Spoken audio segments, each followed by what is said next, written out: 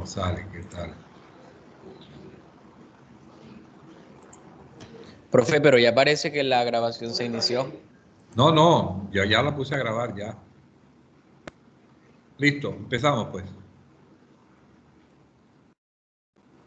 Entonces, para hacer diagnóstico de embarazo inicialmente, nosotros podemos tener unos signos y síntomas llamados de presunción, otros de probabilidad y los signos de certeza.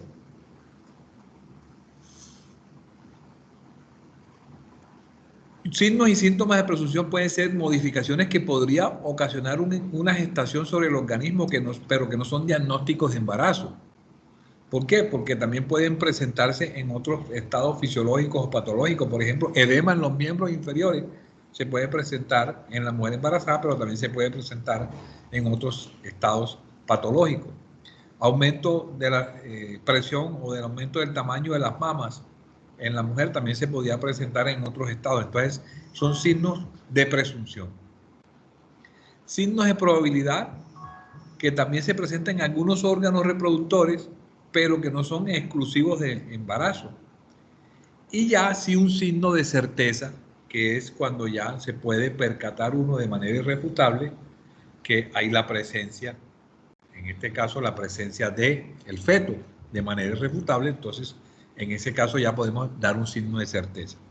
Con respecto a esos signos y síntomas de presunción, hablando desde el punto de semiología del trabajo de parto o del embarazo, podemos hablar que hay algunos síntomas que son generales y que pueden presentarlo, alguno de ellos lo puede presentar una mujer embarazada como no estando embarazada.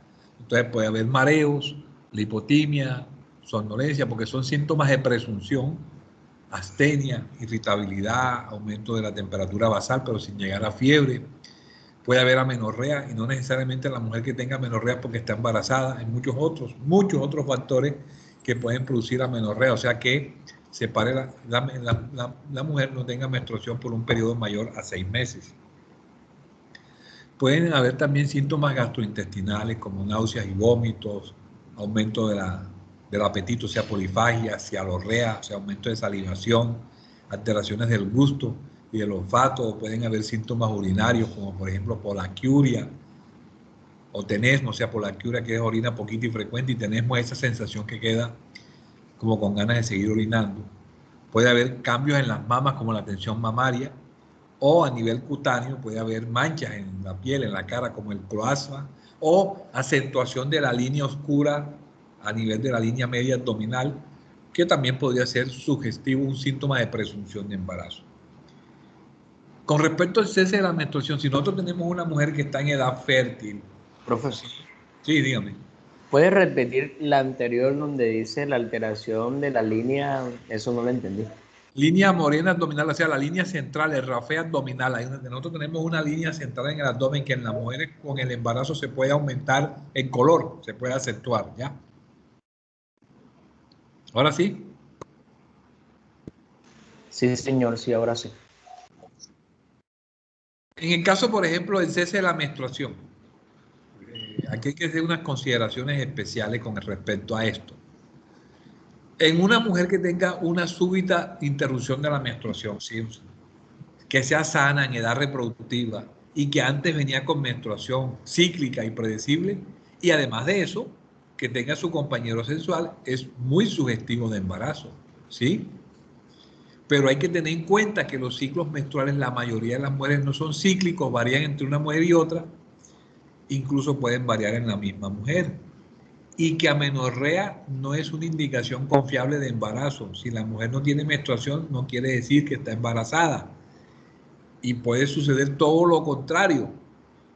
Y no es infrecuente que la mujer presente sangrado, o sea, secreción sanguinolenta, estando embarazada. O sea, durante el primer mes de gestación se puede presentar secreción sanguinolenta estando embarazada y la mujer cree erróneamente que no está en embarazo. Generalmente esa secreción sanguinolenta se produce como consecuencia de la implantación del blastocisto, se puede ocurrir y ella se podría confundir, en este caso, creyendo que no está embarazada porque tuvo una menstruación que en este momento, entre comillas, no es una menstruación. Eso entonces, con respecto al cese de la menstruación, es importante que tengamos en cuenta esto. Ahora, con los cambios mamarios, sí hay unos cambios mamarios importantes. Esto es en una mujer no embarazada, esto es en la mujer en el embarazo temprano y esto en el embarazo posterior, a final del embarazo. O sea, sí hay aumento de sensibilidad y parestesias mamarias, o sea, sensación de hormigueo en las mamas, aumento de tamaño de la mama, la red venosa se aumenta, lo que es la red venosa de Hayer, alrededor del pezón se aumenta. Los pezones, miren ustedes la diferencia entre este pezón y la aureola y esta acá, se aumentan, son más pigmentados, eréctiles. Puede haber secreción de calostro, las aureolas más anchas y pigmentadas, las glándulas en Montgomery que se presentan aquí en la aureola se acentúan más, se hipertrofian. Todo eso es característico de un cambio mamario durante el embarazo. Y otro cambio que es ya también importante y de certeza en el embarazo es el crecimiento uterino.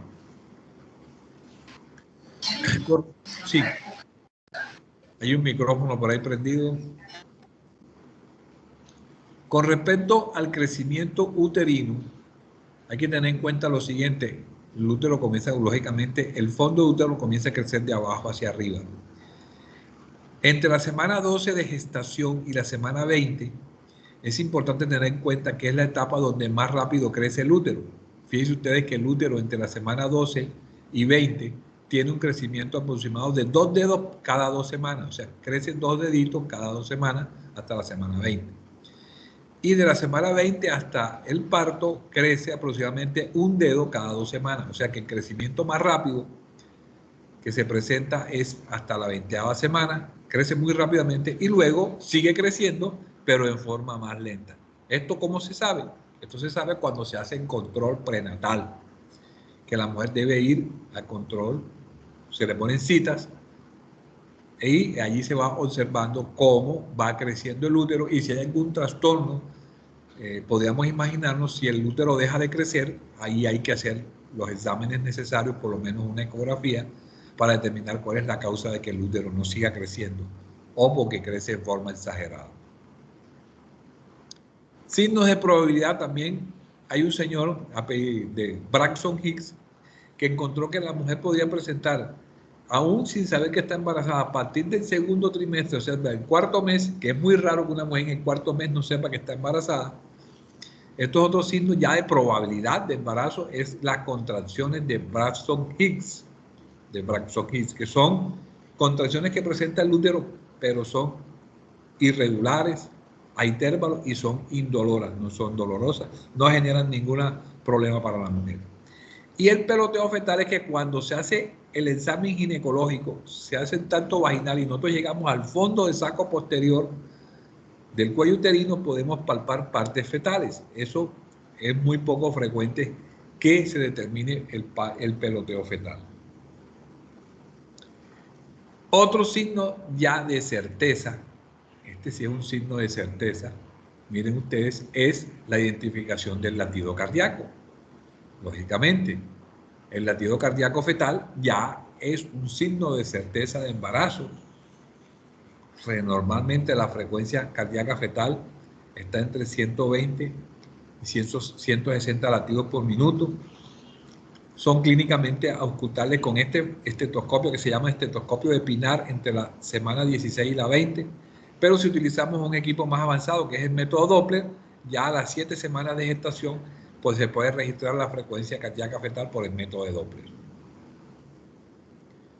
Y otro es la fecha probable de parto.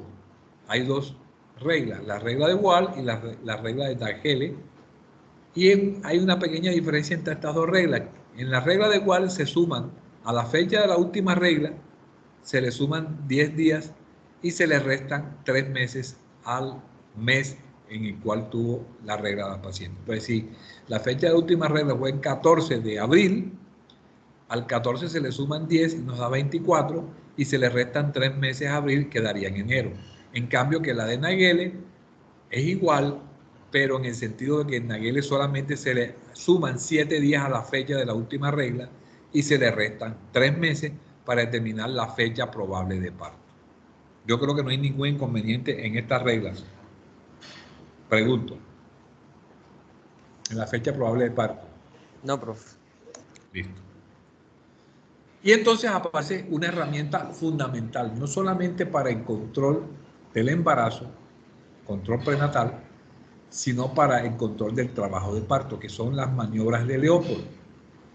Leopold es un señor por allá en 1894, que fueron descritas por este señor hace mucho, pero mucho tiempo, y estas maniobras se utilizan para diagnosticar la presentación y la posición del feto. ¿Por medio de qué? De hacer palpación en el abdomen de la mujer. Para hacer la maniobra de Leopold, la madre debe estar en una posición supina, ¿sí? Con el abdomen descubierto completamente. Y hay unas situaciones en las cuales las maniobras de Leopold son difíciles de realizar. Por ejemplo, cuando la mujer es muy obesa, es difícil realizar la maniobra de Leopold. O cuando ahí tiene polidramnio, o sea, hay mucha cantidad de líquido amniótico, se dificulta palpar las partes fetales. O cuando hay una placenta de implantación anterior, también no permite palpar en forma adecuada las presentaciones, las partes del feto. Entonces, dentro de las maniobras de Leopold tenemos una primera maniobra que es la que nos permite identificar cuál de los polos fetales, si es el cefálico o el podálico, ocupa el fondo uterino. ¿Sí? O sea, ¿cuál de los polos fetales? Hay aquí alguien esperando para ingresar. Vamos a ver un momentico. Pero aquí no aparece nada. No entiendo por qué me parecía que hay personas esperando para entrar. ¿Hay alguno que está esperando? Ya ¿Ah? le dieron el ingreso a otra persona. Ah, bueno, denle el ingreso para yo no interrumpir acá. Aquí vamos. Entonces, primera maniobra, ya sabemos que es para identificar cuál de los polos fetales se encuentra en el fondo uterino. O sea, si nosotros nos ubicamos aquí, hacia acá arriba sería la cabeza de la madre, así serían las piernas de la madre.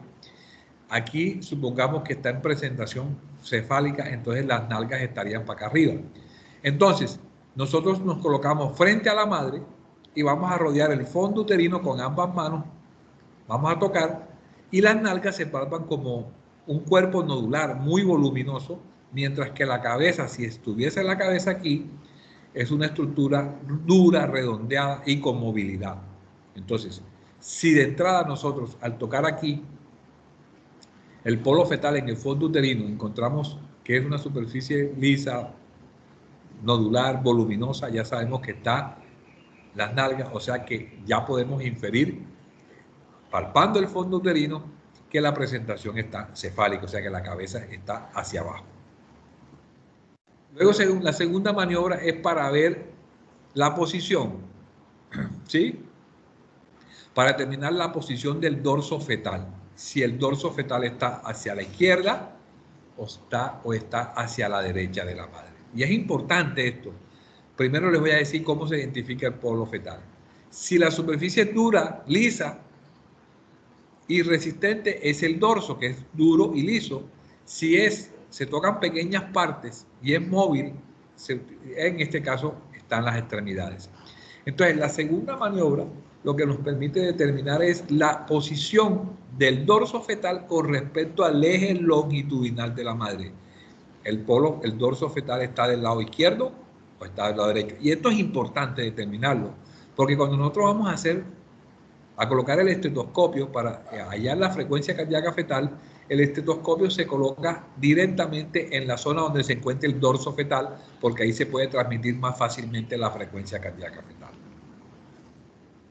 Luego, estando la madre en igual posición y nosotros frente a la madre, nos vamos abajo, llegamos a la sínfisis del pubis y colocamos el dedo pulgar y los dedos de la misma mano para verificar, ¿sí? Si hay encajamiento, en este caso de la cabeza. Si no está encajada, vamos a encontrar una masa móvil que corresponde a la cabeza. Si ya está encajada, no vamos, porque en este caso ya está dentro de la pelvis y no vamos a identificar nada en esa maniobra.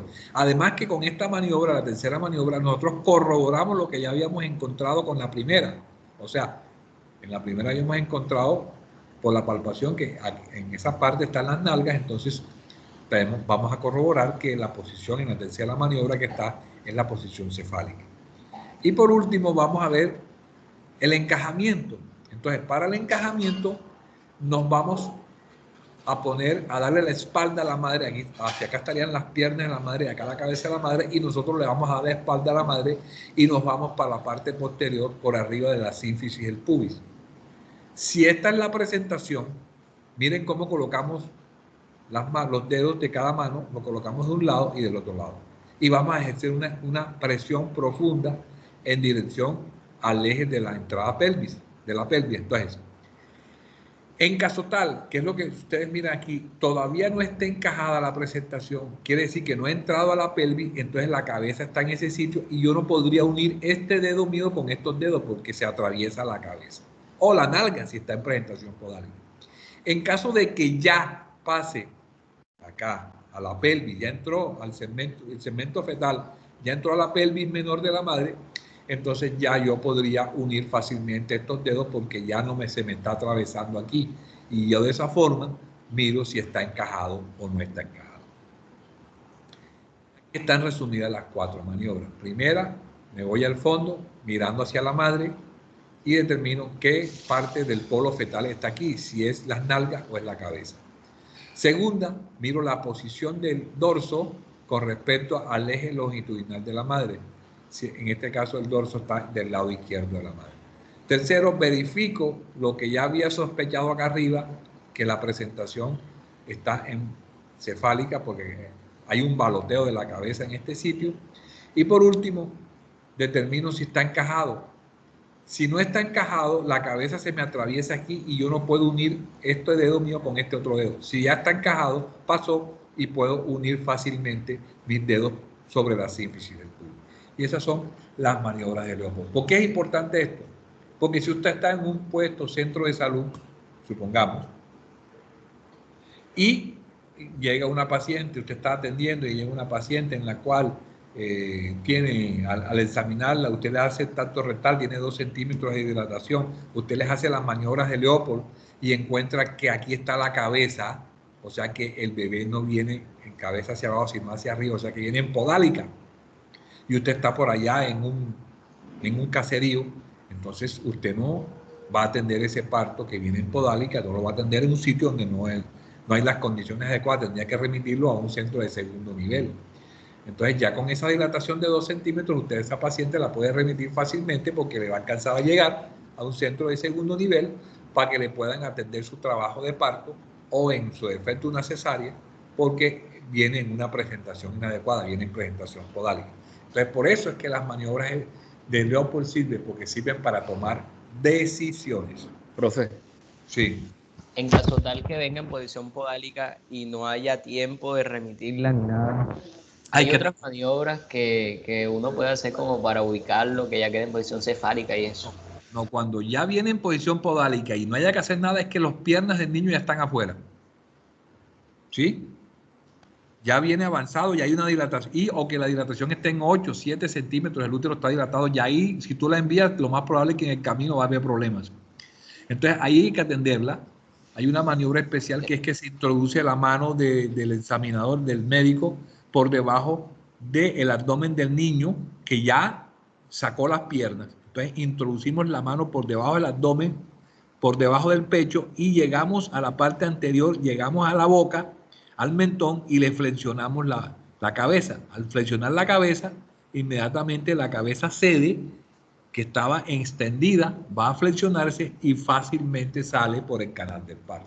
Esas son maniobras que solamente la hace el ginecólogo o la persona que tiene ya experiencia en atender el parto, porque son maniobras difíciles. Además de eso, cuando viene en presentación podálica, a veces puede tener lesiones a nivel de las extremidades. Entonces, por eso es que en lo posible el diagnóstico se debe hacer lo más rápidamente posible mediante la maniobra de Leopold para nosotros poder remitir a ese paciente.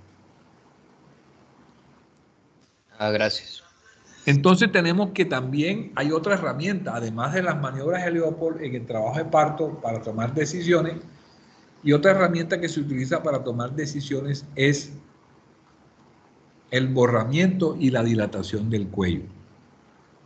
Uno de los signos importantes de maduración del cuello uterino es la dilatación y el borramiento, entendiéndose por borramiento el adelgazamiento del espesor del cuello. Ahora les muestro cómo es este cuento. O sea, el cuello se va acortando, se va borrando. Y la dilatación es cuando se abre el cuello, ¿sí? El orificio del cuello se va abriendo, se aumenta el diámetro del orificio cervical uterino. Aquí vemos este cuello que está sin borramiento. Miren ustedes que está bastante grande ese cuello, el canal cervical está grande. Miren aquí que está cortado o borrado en un 50% y aquí está borrado totalmente, se borró completamente el cuello. Aquí está solamente dilatación de 1 centímetro y aquí dilató de 10 centímetros. O sea que el cuello se acorta o se borra y dilata. En el caso, por ejemplo, de esto, hay algunas primíparas que primero comienzan a hacer un acortamiento del conducto cervical y eso es previo al inicio de la dilatación. O sea que ellas comienzan primero a hacer un acortamiento aquí.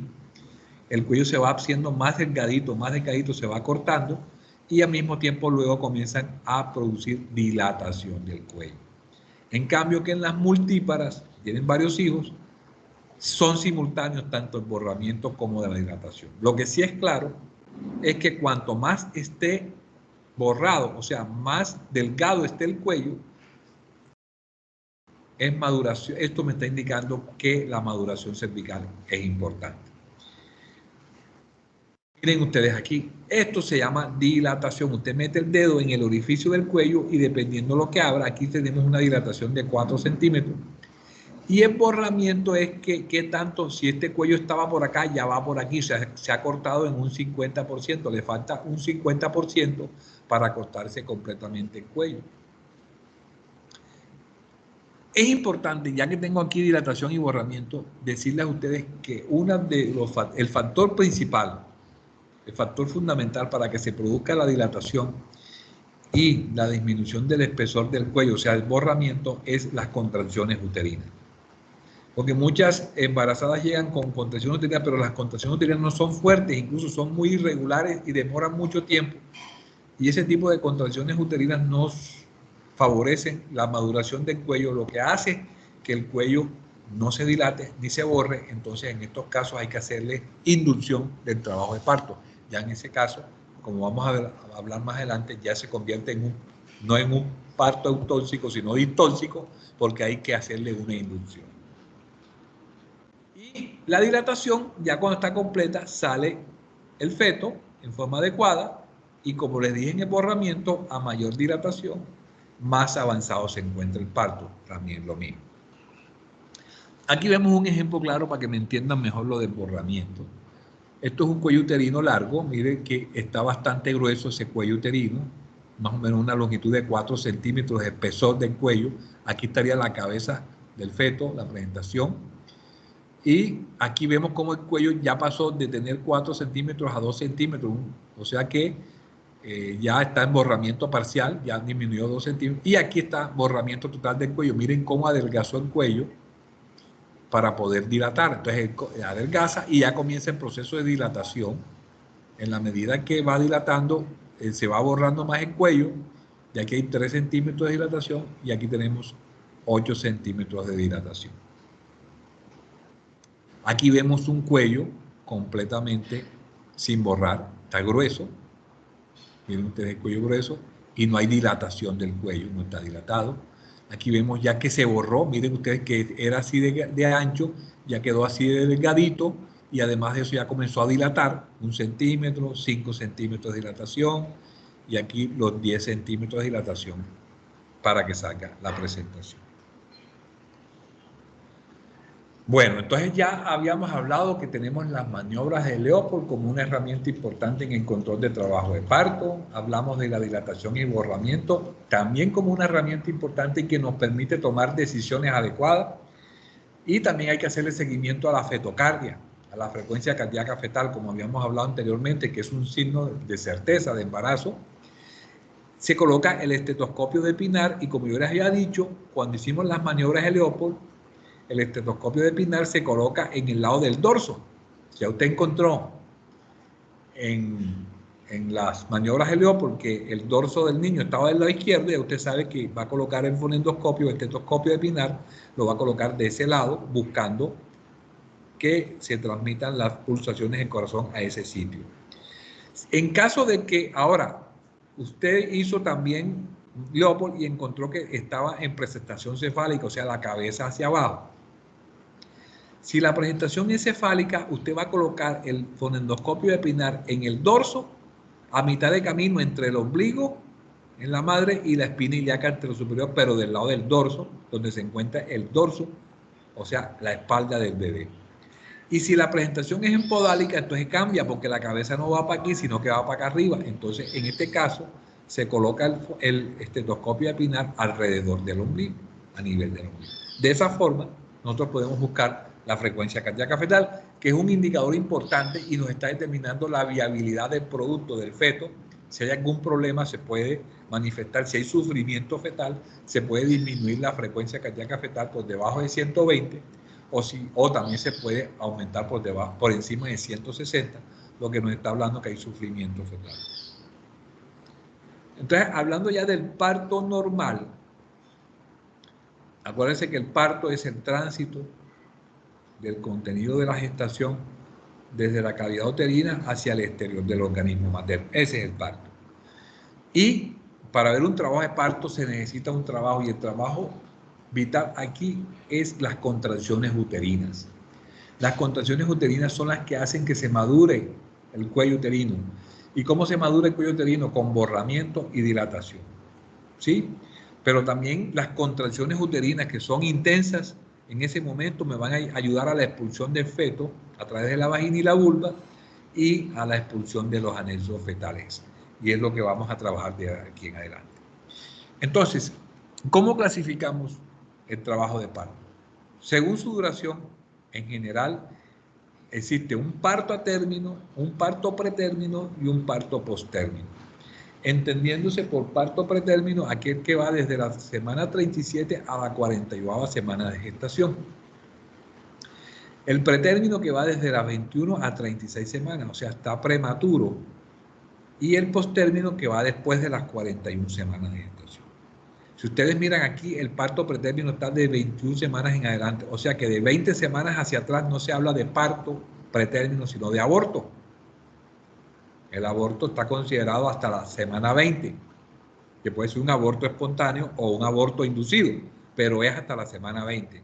De la semana 21 en adelante ya es un parto pretérmino.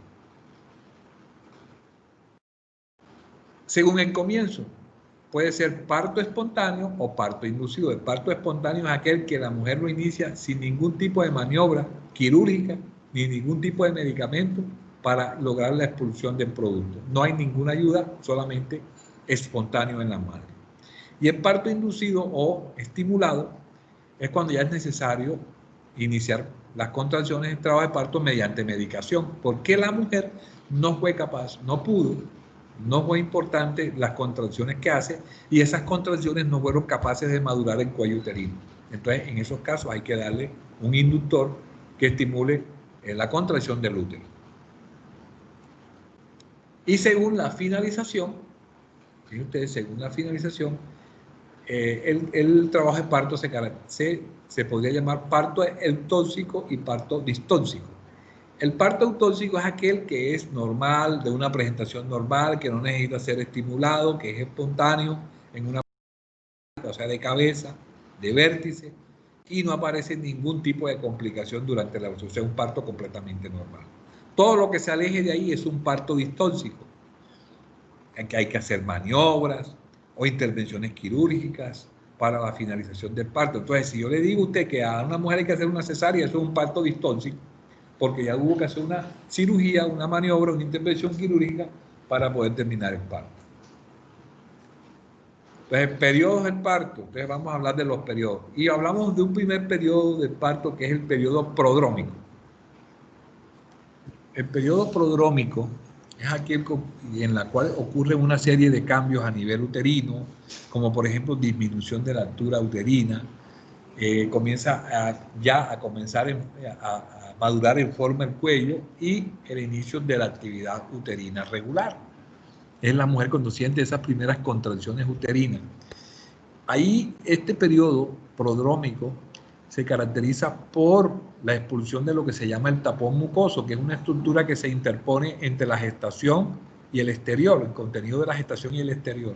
Este tapón mucoso en algunas mujeres no alcanzan a observarlo, muchas veces cuando llega a la clínica ya lo ha eliminado, pero la expulsión de ese tapón mucoso favorece el inicio de la dilatación para que comience a dilatarse el cuello uterino. A su vez, este periodo prodrómico va a tener una serie de síntomas difusos, como por ejemplo diarrea. La mujer puede manifestar diarrea, vómitos, sudoración del labio superior o puede haber edema que se puede presentar en este periodo. Luego, entonces, pasamos al periodo de dilatación o primera fase propiamente dicha o primer periodo. Ese es cuando ya se establecen las contracciones regulares y finaliza cuando el cuello está completamente dilatado, o sea, la dilatación completa del cuello uterino. Aquí las fuerzas que actúan son las contracciones uterinas. Siempre este es el periodo más extenso del parto, el periodo de dilatación. En él se distinguen, yo aquí coloco dos, pero son tres fases: fase de latencia, la fase activa y la fase de transición. Entonces, la primera fase del periodo de dilatación es la fase latente. Estamos solamente en ese primer periodo que es de dilatación. Entonces, él tiene una fase inicial que es la latente. Aquí las contracciones comienzan a ser más frecuentes, pero todavía no hay una dilatación completa. Podría llegar entre 3 y 4 centímetros de dilatación. Y es la que más demora, tanto en la mujer primigestante como en la multigestante. Esa primera fase, la latente, del periodo de dilatación es la que más demora, pero demora mucho más en la mujer primigestante, ahí demora mucho más en tiempo. Aquí es donde generalmente la mujer llega, ¿sí? Y se hacen los exámenes para determinar la dilatación del cuello uterino. Normalmente va entre 3, máximo 4 centímetros de dilatación. Luego viene la fase activa, esta es más rápida. La fase activa es definida por la dilatación y ya la dilatación del cuello va entre 4 y 7 centímetros. Ya avanzó mucho más, es una etapa más rápida de ese periodo de dilatación. Ya en este momento las contracciones se vuelven más prolongadas, más intensas y frecuentes. Y por último, la última fase de ese periodo de dilatación, que es la de transición. Durante la transición, el cuello uterino pasa de 8 a 10 centímetros. O sea que ya aquí llega hasta los 10 centímetros y aquí terminaría la fase de dilatación. En este momento, en esa tercera fase que es de transición, porque es hasta donde ella llega a los 10 centímetros y se llama transición porque llega a los 10 centímetros y ahí empezaría la expulsión de la presentación. Entonces, las contracciones se vuelven muy intensas. Ya duran entre 60 y 90 minutos. Entonces, cada más frecuentemente, son más intensas. Y en este momento la mujer siente la necesidad urgente de pujar. Esta es la tercera fase de la primer periodo, que es el de dilatación. Luego viene la segunda, que es ya cuando comienza el segundo periodo, segunda etapa, cuando el cuello uterino se encuentra completamente dilatado. O sea, ya se cumplió la fase de dilatación. Y esa segunda fase termina con el parto del bebé. Ya, acuérdense que el periodo de dilatación llega hasta donde llegó los 10 centímetros. Entonces, ahí empieza la segunda fase, o segundo periodo, que empieza desde allí hasta cuando es expulsado o cuando nace, cuando se produce el nacimiento. Ya la mujer aquí está dilatado 10 centímetros, ya comienza a tomar parte activa, las contracciones se vuelven más fuertes y llega un momento en que ya la cabeza o la presentación asoma a nivel vaginal y eso se llama coronamiento. Ya tenemos el producto que está saliendo. Es la segunda etapa, esta es más corta que la de dilatación, lógicamente. Incluso en una primigestante, la primera etapa o el primer periodo que es de dilatación con sus 3 fases podía durar entre 6, 7, incluso hasta 8 horas. mientras que la segunda puede durar entre 30 minutos máximo hasta 2 horas. Ya en esa fase para salir. Y ya la tercera fase, ahora en la segunda fase, acuérdense que finaliza con el parto del bebé, y ahí finaliza. Y la tercera fase, que es la que viene con la expulsión de la placenta. Después de dar a luz, viene la expulsión de la placenta. Ella puede durar entre 15 o 20 minutos la expulsión de la placenta y es la que se llama de alumbramiento. Aquí vemos. En el momento que hay el trabajo de parto puede haber rotura de la bolsa amniótica, se rompe, ¿sí? O incluso esa rotura de la bolsa amniótica puede suceder mucho antes y puede haber peligro de infección en la mujer. Cuando la mujer rompe la bolsa amniótica es importante avanzar rápidamente en el trabajo de parto porque puede generar infecciones en el bebé y en la madre. Entonces, esta ruptura de la bolsa amniótica me genera más contracciones, eso me genera más dilatación del cuello, aumentan las contracciones y ya se produce la salida, expulsión y el nacimiento, se corta el cordón umbilical y entonces viene la expulsión de la placenta, que es lo que se llama alumbramiento. El alumbramiento de la placenta, ¿qué es lo importante en el alumbramiento de la placenta? Que la expulsión sea espontánea. Eso quiere decir que no debemos forzar la salida de la placenta porque puede haber complicaciones que les voy a comentar ya ahora más adelante. Se espera más o menos 15 a 20 minutos. Hay unas maniobras que se las voy a explicar también, que es la maniobra del pistón y del pescador, que son maniobras para determinar si ya hubo desprendimiento de la placenta, sin producir lesión ni en el cordón, ni que queden, por ejemplo, partes de la placenta allá en el endometrio. Entonces, ojo con esas maniobras, yo se las voy a explicar. Si ya salió la placenta, se examina, se cuenta el número de cotiledones, más o menos entre 18 y 24 cotiledones, y lo más importante es ver si falta algún cotiledón, porque si falta un cotiledón debe estar ¿dónde? En el endometrio. Entonces hay que revisar, hay que aprovechar que en ese momento el cuello uterino está dilatado, el útero todavía no se ha contraído, se revisa bien. Si vamos a utilizar una gasa, debemos decir cuántas gasas utilizamos, cuántas gasas entran y cuántas gasas salen. Se han visto casos que se han quedado gasas dentro del endometrio y eso genera una infección severa. Incluso hasta histerectomía debido a una infección severa. Entonces, yo les recomiendo que si van a utilizar gasas, ustedes cuenten 4 gasas entran, limpian, saca, 4 gasas salen y las cuentan. Que todo el mundo vea que usted sacó 4 gasas, porque después vienen los problemas. Hay que hacer, apenas sale la placenta, hay que comenzar a hacer un masaje manual uterino en el fondo del útero, allá en el abdomen, arriba. Comenzar a hacer el masaje para que el útero comience a contraerse, porque en el momento en que la placenta sale, ¿qué sucede? Que los vasos sanguíneos del endometrio quedan libres y quedan sangrando, porque se sacó la placenta de ese sitio y los vasos quedan sangrando. Entonces, el útero comienza a contraerse precisamente para comprimir esos vasos sanguíneos y producir lo que se llama una hemostasia. Eso es lo que ocurre.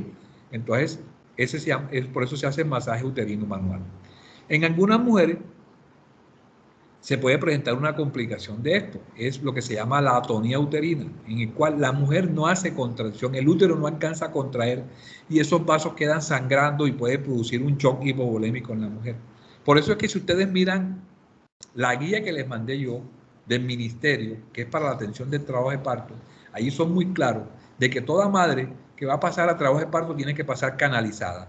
Tiene que ser canalizada con una vena y tiene que llevar un equipo de venoclisis canalizada, porque si hay una complicación nosotros podemos resolver rápidamente aplicando expansores plasmáticos e incluso sangre si es necesario. Porque la atonía uterina es una complicación grave que puede llevar incluso a la muerte a la madre. Y otra cosa es vigilar ese sangrado. Luego que ya el útero comenzó a hacer su contracción, hay que vigilar el sangrado y observar la contracción del útero. Esto es para mostrarles cómo sabemos nosotros que hay desprendimiento de la placenta sin estar alando fuertemente el cordón, porque lo podemos complicar. Una, que es el signo del pescador.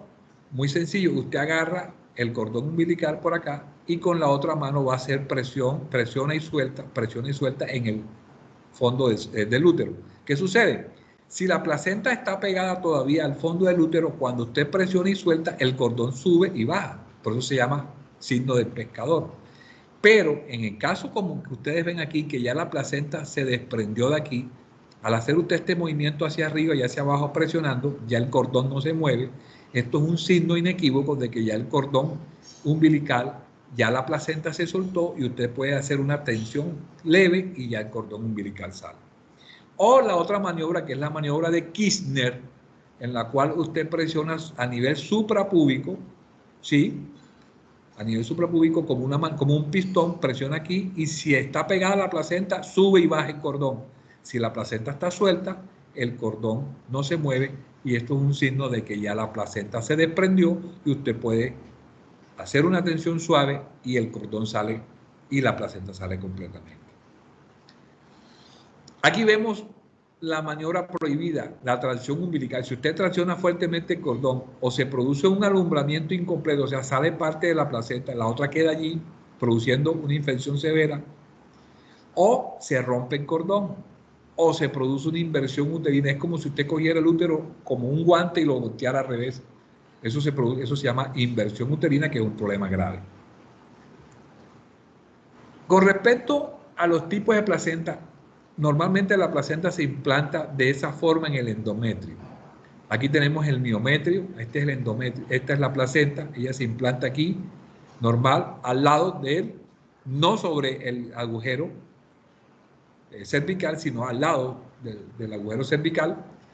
Y si ustedes miran aquí, esta placenta ya está desplazándose hacia el miometrio, que es la increta, o incluso está pasando, ya pasó completamente el miometrio, que es la increta, o la percreta, que las vellosidades de la placenta incluso salieron y tomaron todo el miometrio. Estas placentas así, increta y percreta, son placentas que no te van a salir. ¿Por qué? Porque está adherida al miometrio. Entonces, en esos casos hay que hacer procedimientos quirúrgicos especiales o un legrado para retirar esa placenta. Y si usted presiona y tensiona, lo que va es a desprenderlo de forma incompleta o va a producir una sección del cordón y el problema se va a complicar. Y hay otro tipo de placenta que es la placenta previa, en la cual ella no está, sino toma una parte, o sea que ella se implanta alrededor del orificio cervical, completamente o incluso la mitad del orificio cervical. Entonces, cuando la mujer hace algún tipo de actividad o una fuerza, ¿qué sucede?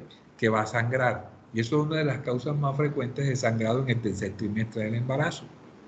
En ese caso, la mujer debe guardar la mayor quietud posible y esperar que llegue por lo menos a las 37 semanas, que ya está a término, para hacerle la cesárea, porque no podemos llevar, en una mujer con placenta previa, no la podemos llevar a un trabajo de parto con una placenta que está previa y va a sangrar demasiado. Entonces, eso es lo que se llama placenta previa. Aquí vemos, por ejemplo, la creta que está pegada al miometrio. Aquí ya está pasando el miometrio y aquí lo traspasa completamente. Atraviesa el miometrio. Muy difícil que se retire esa placenta de esa forma. Y lo otro que se habla después del parto es el puerperio, llamado, aquí lo vamos a llamar puerperio fisiológico, porque este puerperio no, vamos a hablar aquí de patologías del puerperio, solamente de puerperio fisiológico.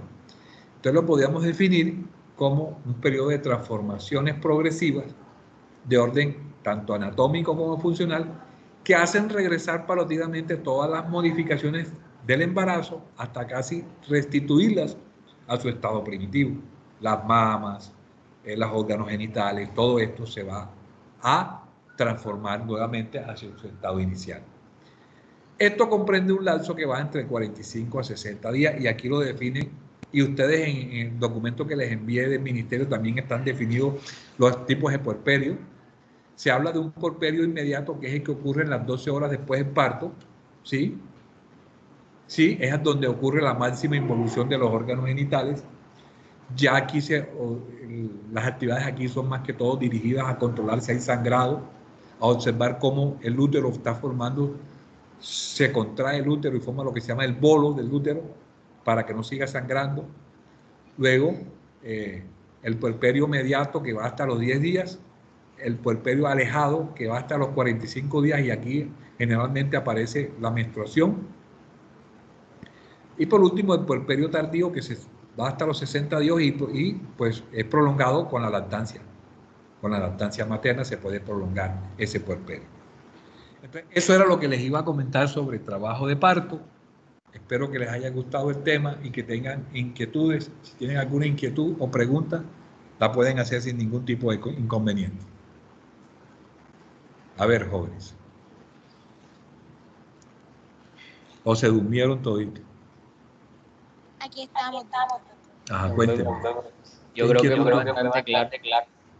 Fue claro, ¿me entendieron? Sí, señor.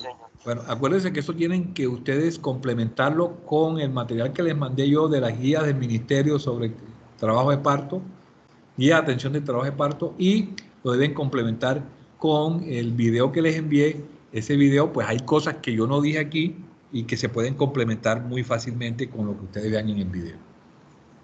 ¿Alguna inquietud?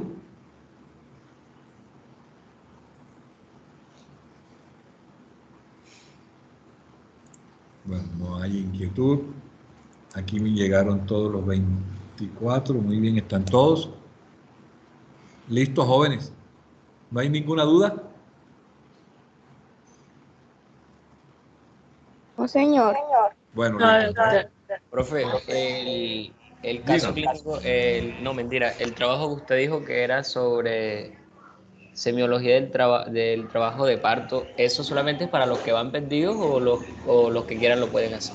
No, lo que verdaderamente necesiten nota. Sí, ahora, si en el transcurso del día, porque yo les dije que me enviaran la información, pues no hay ninguno de los que van perdidos que quiera recuperarse, pues entonces yo abro la convocatoria para los que quieran mejorar nota. ¿Ya? Ya, sí, señor. Bueno, listo. Bueno, entonces quedamos así. Que les vaya bien. Chao. Chao, profesor, gracias. Gracias, doctor. Bueno, Gracias, doctor. listo.